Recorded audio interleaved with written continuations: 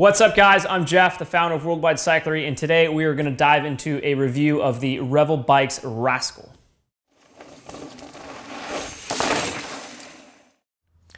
Well, to start out, you might be wondering who is Revel Bikes, who is your daddy, and what does he do? And why did we recently start carrying them? I could definitely speak to that, and that's certainly an important aspect of this review. And one of my things, that I do here. A lot of people comment, what do I do for work? But one of the things I'm really focused on at Worldwide is making sure we always have really high-end boutique kick-ass brands. And to see Revel come out and everything, sort of the story behind the brand and who's involved. And they basically came out about 5 months ago, just I believe March of 2019. They came out with two full carbon mountain bikes that just absolutely went par for par with the best super bikes on the planet, right? And that's pretty amazing to see. And you see that and you're like, wow, this looks like a brand we need to carry. It fits sort of our high-end boutique mountain bike love and passion. And then diving deeper into it is where you really realize how they were able to do that. So they've got lead engineers that came from RockShox and Trust Performance.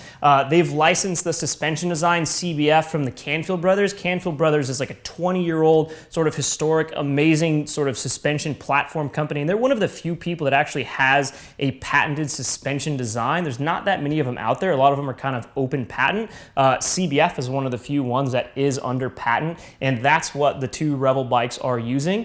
And then it's other than that, right? So you got an amazing suspension platform that's been proven for 20 years. You've got incredible engineers, and then you've got who is also behind the brand. You have Adam Miller. He's the guy who started Borealis, then he did Y Cycles, and he's still running Y Cycles, which does really high-end titanium mountain bikes. On the side of Revel, it's all kind of, tucked together in the same building. We were just out in Carbondale, Colorado.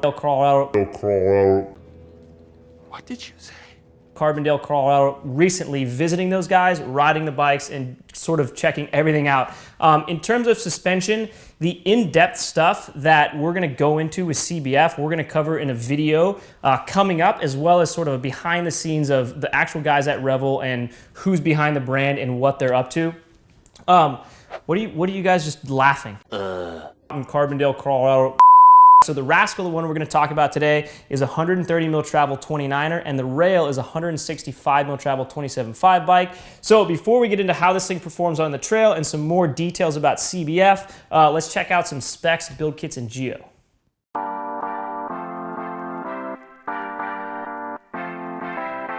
Revel is coming to market with kind of what in the industry is known as a hybrid consumer direct model. What that means is you can buy the bikes directly from Revel, you can buy them from a couple all exclusive sort of online retailers, us being one of them, and you can also buy them in a select number of bike shops, which you can find on their website, on their dealer locator. We will have them in all three of our shops as well, also available for demo. Revel is doing their best to make it to all the big mountain bike events out there so you can demo the things. They're also doing their own demo tour where they're driving a truck all around the country.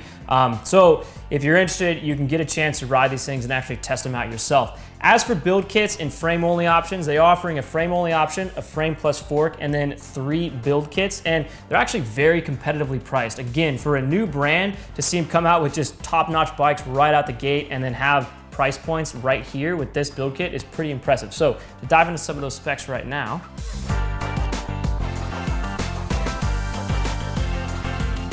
Frame only option is $2,799, and that's gonna come with either a RockShox Super Deluxe RCT or a Fox Float DPX2 factory. It does include a Cane Creek 40 headset and a seat collar and a rear axle, as you'd expect.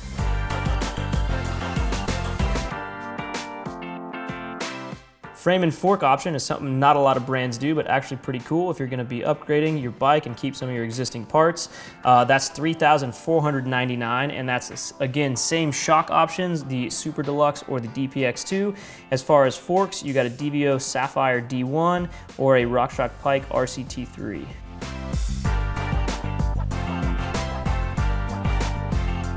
Complete bikes are starting with their GX Eagle kit, which is $4,999. And again, take a look at some of the stuff that's on here. It's pretty impressive for a $5,000 build spec. Notably, Industry Nine Enduro EN101 wheels, which is awesome to see. Super good tires, descendant alloy cranks, and just another, dialed in build for a $5,000 price point to get you into a full carbon bike with some solid components.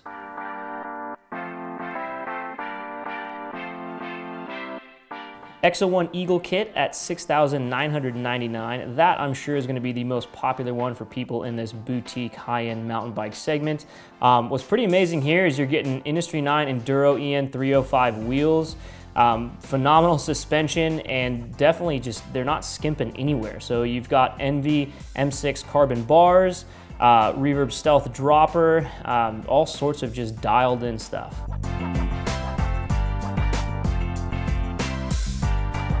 So the top of the line build kit, XX1 Eagle Access NV kit at $9,999. That is if you really want to deck some stuff out, and a $10,000 build with an NV wheel set and access is pretty incredible considering access alone is $2,000 and NV wheels are way up there price point wise. So that's your top of the line build. Do keep in mind that for custom builds, if you want to really just put whatever you prefer on it, we're doing that at our shop all the time. I also have my own Rascal build coming up. That's going to be a whole custom spec build kit because Rascal is going to be my bike of choice. But yeah, custom builds, that's something we can do for you guys and no problem.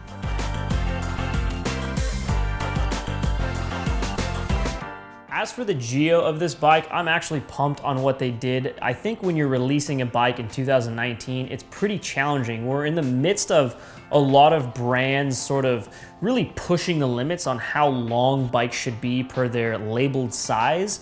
And then we're pushing the limits on the whole slack and low thing as well.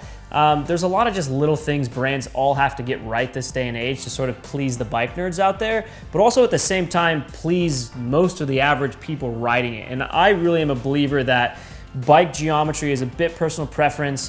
It takes getting used to different ones, that not one thing is totally better than the next, maybe negligibly better in certain scenarios and negligibly worse in other scenarios. It's definitely a touchy topic, but I think what Revel did was really cool. They went with good modern geo, but they didn't push it too far. Certain brands are pushing it a little too far in terms of reach for their labeled size, and I think Revel really just hit the nail on the head with what they did with geo that I think is gonna make people happy who might want to, hey, I wanna size up, which is awesome because my seat tube is still small and I get that little bit longer reach and longer wheelbase, and I can still fit a really good long dropper post on it. Or if it's, hey, I want to be, you know, the size sort of recommended for the labeled size, you get a good modern geo that's not feeling too awkwardly long or, you know, pushing the limits to make it too progressive that it just feels uncomfortable and so unnatural from your last bike. So to dive into it, it's a 66-degree head angle, so nice and slack, but again, not too crazy slack, just that right amount to where it's kick ass for 130 mil travel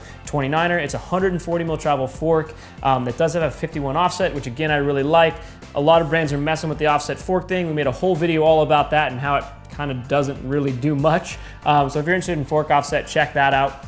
For reach on the medium, it's 444 millimeters and large 464. All the other little specs and details, check the link below in the video description because there's a big, long, in-depth blog that talks about all this stuff and has sort of the visualization of all this as well. And last thing that's more important here is chainstay at 433. So nice and short, not too crazy short, not too crazy long. It's just a good balanced geo that's not too awkwardly progressive and not too conservative. I really like what they did there, and that kind of does flow with what this bike is in terms of capability and like a holistic approach to just a great trail bike. And we're going to talk about that now, more of how this thing actually works on the trail and the suspension platform.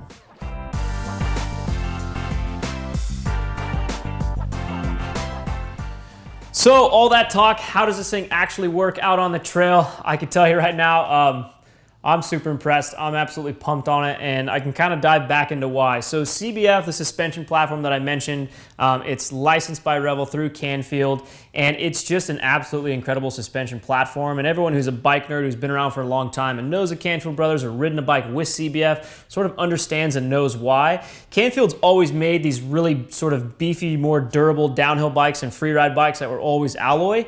And everyone kind of always said, hey man, we really want something a little more modern and full carbon. And there it is right there. And it's as good as sort of every one of those bike nerds would have predicted about CBF. I'm not gonna go too crazy in depth into the bike nerd stuff about CBF specifically because we have an entire video coming out on that where we actually talked to one of the Canfield brothers about the engineering and everything behind it, as well as Revel's head engineer on every little tiny thing about anti-squat, anti-rise, and axle path and all the bike nerd stuff. So to just gloss over it, sort of what the high level view of CBF does is it's really kind of aiming to be this holistic platform where it has, just an incredible ability to climb well and descend well. And by climb well, where it really shines is technical rough climbing. And the biggest thing you notice when you hop on one of these bikes is that it doesn't hang up. When you're in that awkward moment climbing and you hit a ledge and you feel like you're about to stall and fall over and like you just can't put enough power in the cranks to push the bike forward and you're gonna tip, that's where this bike just doesn't tip. It just pushes forward. Part of that has to do with the axle path, and the other part has to do with anti-squat. But climbing prowess is just incredible. It's efficient on just flat stuff. I would say it's equal to all the best super bikes there. Where it really kind of shines and beats the rest is in those awkward, ledgy technical climbs. That's where CBF will just like immediately sort of make you go, oh wow, this is impressive. This works really well. And yeah, that's kind of the aspect of climbing. It's 130 mil travel 29er, so you'd expect the wheels to help you there as well. And again, just being that category of bike is going to be a nice, efficient climber. Downhill, again, the idea behind CBF is they want this thing to work incredibly well uphill and downhill. And one of the biggest things I think where it shines on downhill is brake jack. So brake jack is one of those things that's really hard for a suspension platform to overcome. And what that is when you're on a downhill, it gets rough and you're on the brakes and you're going fast, does your suspension really remain active? And that's where this thing really shines above other brands. I think a lot of good suspension platforms these days on all the big name brands out there, if you're just off the brakes and you're just flowing on a downhill, they all work pretty similar. I don't think that's something where these suspension designs or engineers have struggled to get right. Where they've struggled to get right is getting it to, avoid brake jack, still work well when you're not on the brakes, and then still climb well. And I think that's what CBF is trying to do, is just really hit the nail on the head in every one of those different aspects. And I feel like it absolutely does. When I first rode this thing, I was pumped. I'm absolutely stoked on these bikes. It's really cool to see a new young brand come out with all these credentials behind it and just killer bikes, and then just how good they ride. To like hop on one of these things and just confidently say it goes par for par with all the best super bikes on the planet was awesome. I'm absolutely pumped on it. Like I mentioned in the sort of the Geo segment of the video earlier, Geo is dialed. It's not too crazy. It's not too conservative. It's sort of like that just right flavor. And all in all, I'm absolutely pumped on these bikes. I'm stoked how nice they ride. My next bike build is definitely going to be a Revel Rascal. I'm going to do a custom build with a bunch of nice fancy stuff. So stay tuned for that video and a bunch of other ones coming up on Revel. Super excited to have these guys on board these days, and let us know down in the comments, what do you guys think? And if you've demoed one of these things yet, or if you're planning to, and hit that subscribe button. We'll see you in the next one.